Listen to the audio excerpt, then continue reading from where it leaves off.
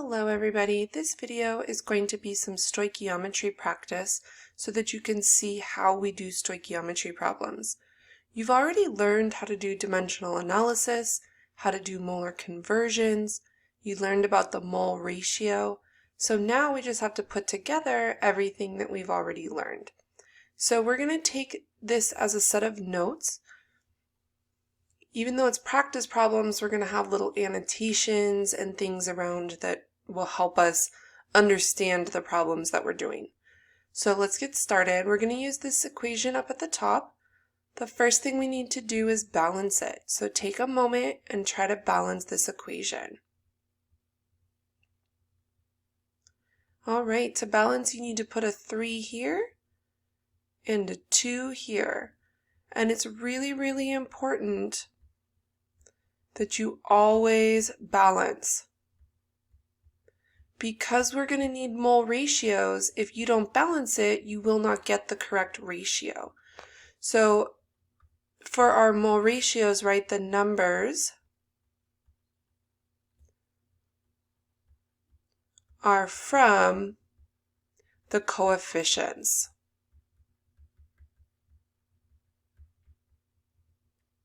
That's where we're getting those numbers from. So let's write out our mole ratios for this equation. We could have 1 mole of nitrogen gas for every 3 moles of hydrogen gas. We could have 1 mole of nitrogen for every 2 moles of NH3. And we could have 3 moles of hydrogen for every 2 moles of NH3. Those are all the unique combinations. Remember, you can flip them if you need to, right? You could flip what's on top and what's on bottom. So when we do our practice problems, we're going to use what I call the A and B notation. A is going to be our known value, and B is the unknown. That's the thing we're solving for. Now, in a simple problem like this, that's pretty obvious, but sometimes they're word problems. So this is our known, and this is our unknown. We're also going to write out what we call a pathway, which is our plan. So I'm going to go from moles of A, I'm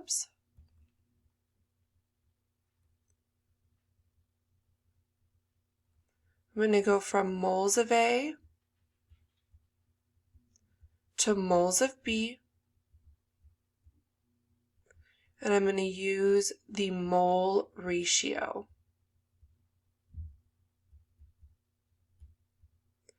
So over here, I'm going to start with my known value. Oh, let's balance it over here, right? Okay. We have 60 moles of compound A, which you can see over here is hydrogen. I need the mole ratio of this to this. So if I look over here, right here, here is, where is it? There we go. There is my A compound, and here is my B compound. So what I need is I need the coefficient that's right here, and I need the coefficient that's right here.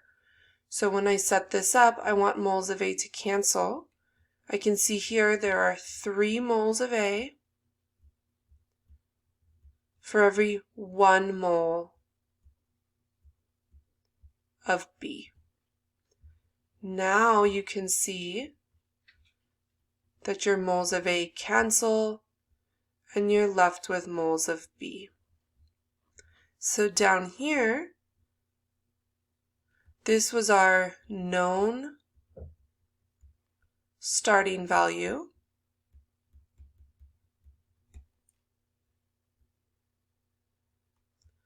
And this was our mole ratio. And remember, the numbers came from the balanced equation.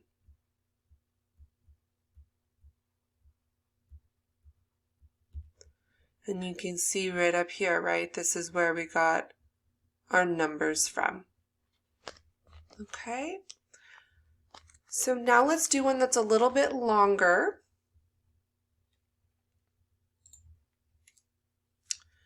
We're using the same equation. This time, let's see, this is going to be our A value. We're starting with grams of nitrogen. We want to know how much NH3 we can make. So over here, nitrogen is my starting value. And this time, NH3 is my ending value. So I'm going to want the coefficient that's here. Remember, it's just a little 1. And I'm going to want this coefficient here. That's going to give me my ratio. Let's write our pathway because I can't go grams to grams in one step. If you look at your mole highway, you're going to see that you can go from grams of A to moles of A, moles of A to moles of B, moles of B to grams of B. You go grams to moles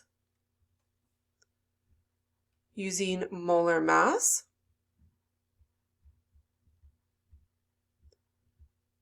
Of A. You go moles to moles using mole ratio.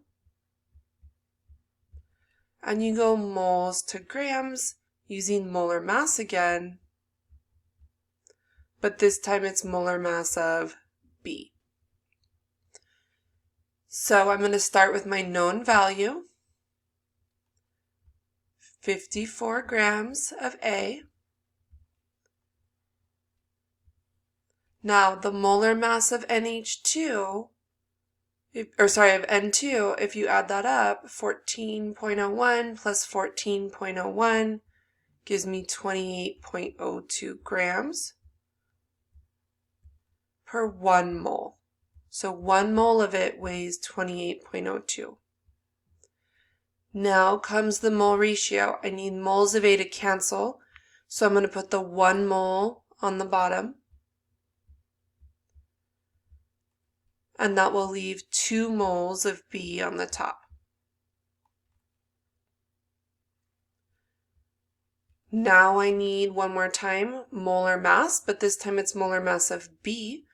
So 14.01 plus 1.01 plus 1.01 plus 1.01, right? We add them all up and we find out that 1 mole of B weighs 17.03 grams. My grams of A cancels, 1 on top, 1 on bottom.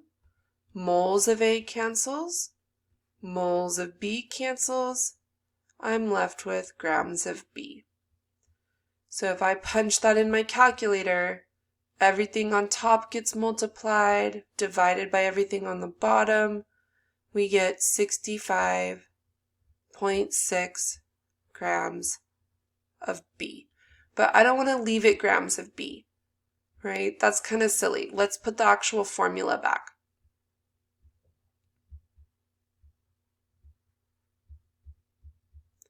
Now I can put a box, right? And we're done. Now, one thing that's important that you understand is that answers this time,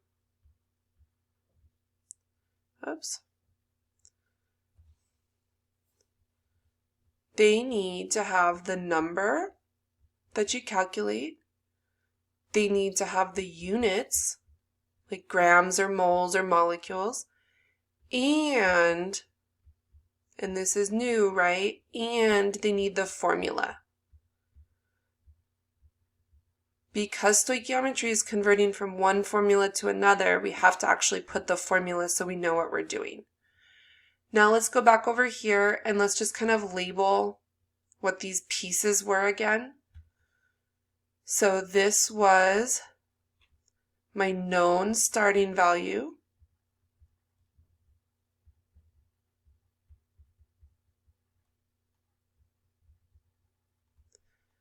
this was molar mass of A. This was mole ratio. And this was molar mass of B. Okay. All right, let's do another one. This time we're going to do one that has molecules in it. So same thing as before, figure out what your starting value is and your ending value. Make sure you have a balanced reaction. This time I am starting with NH3. I know how much I've made, and what I want to know is how much of this did I have to start with. Your starting value does not have to be on the left. You can start with anything. If you're told how much product you make, you can figure out how much you start with, right? So when we do our mole ratio, I'm going to need this coefficient, and I'm going to need this one here. Remember, that's just a little 1. Let's do our pathway. We're going to go molecules of A, 2 moles of A, 2 moles of B, 2 molecules of B.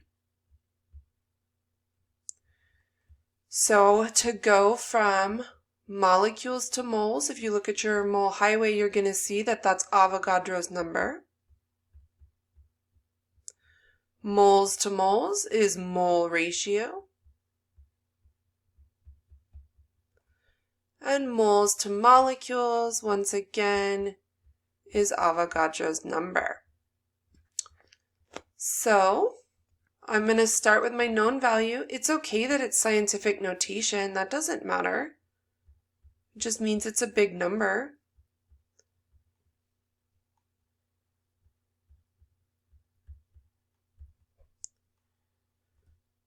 Now, if I want molecules to cancel, I need to put Avogadro's number on the bottom. 6.02 times 10 to the 23rd molecules of A are how many things are in 1 mole of it. Remember, Avogadro's number is how much 1 mole of something is. Now I need mole ratio. I want A to cancel, so I'm going to put 2 moles of A on the bottom. The 2 came from my balanced equation. And there's 1 mole of B on the top.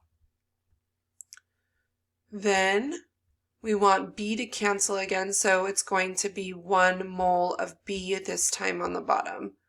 And because I want to end with molecules, that's why his number goes on the top this time.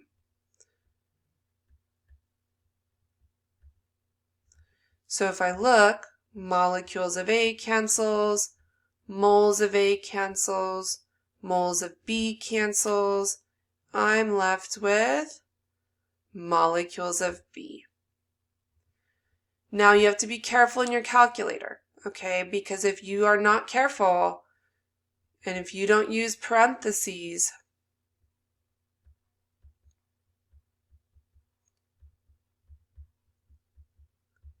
you're going to end up with your scientific notation flipping up onto the top in your calculator. Our calculators are not as smart as we wish they were. So if you're careful in your calculator, you're going to get 3.02 times 10 to the 57. I need units. This time my units is molecules. And instead of putting B, I'm going to put the actual formula, which was N2. And then I can put a box around my answer. Okay? So if you're having calculator problems, come talk to me one-on-one. Everybody has different calculators, and so I do need to kind of sit down with you on a more one-on-one basis and figure out what exactly the issue is. But my biggest suggestion that works for every calculator is use parentheses so that you keep everything that's on the top, and everything on the bottom stays on the bottom. Okay? All right, why don't you try this one on the bottom? It should be set up as same. You should balance your equation. You should label your knowns and unknowns. You should write your pathway. You should label your pathway. Dimensional analysis. Cross out your units. Get an answer with units and a formula and a box, and then we're all done. So you give this one a try.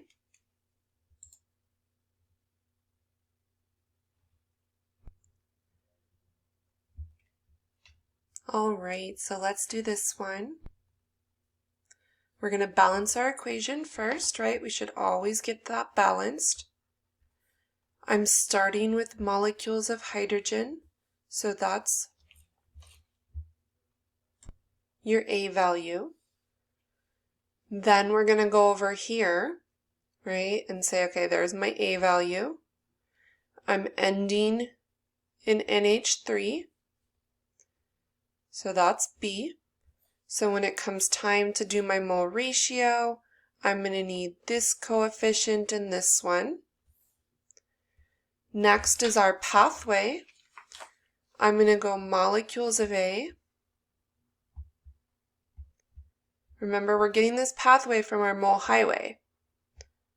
Moles of A to moles of B, moles of B to grams of B.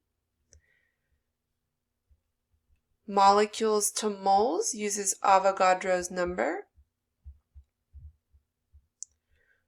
Moles to moles uses mole ratio. You can abbreviate, that's fine.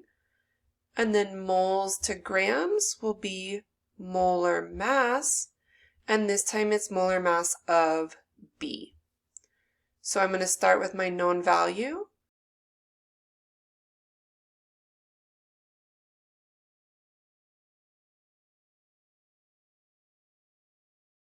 Of A. I want that to cancel, so Avogadro's number is going to go on the bottom. So 6.02 times 10 to the 23rd molecules of A are how many molecules are inside 1 mole of A. Now mole ratio, there's 3 moles of A for 2 moles of B. Now molar mass, 1 mole of B weighs, if you add up, you're going to get 17.03 grams of B. Molecules of A cancels, moles of A cancels, moles of B cancels, and we're left with grams of B. I'm going to be careful with those parentheses in my calculator, right? Be very careful, make sure everything stays where it's supposed to. I calculate it out and I get 7.77 times 10 to the negative 11 grams of NH3. Makes sense, it's not a very big number, right? Because I had less than a mole to start with, so it's not going to weigh very much. All right, everybody, that was it for this worksheet. I hope that was helpful. Bye.